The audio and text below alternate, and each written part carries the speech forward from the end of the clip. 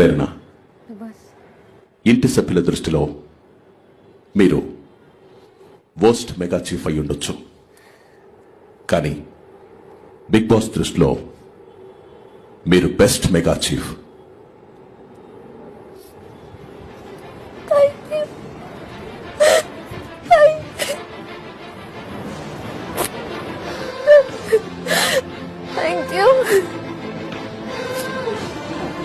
తప్పు నిజంగా జరిగితే, సరైన కారణాలుంటే, అది మీ స్నేహితులైనా సరే వారిని నామినేట్ చేయడానికి మీరు వెనుకాడలేదు. మీ ఫ్రెండ్స్ అయినా కాకపోయినా నిజం వైపు నిలబడడానికి ప్రయత్నించారు. అది కొందరికి రుచించలేదనేది నిజం.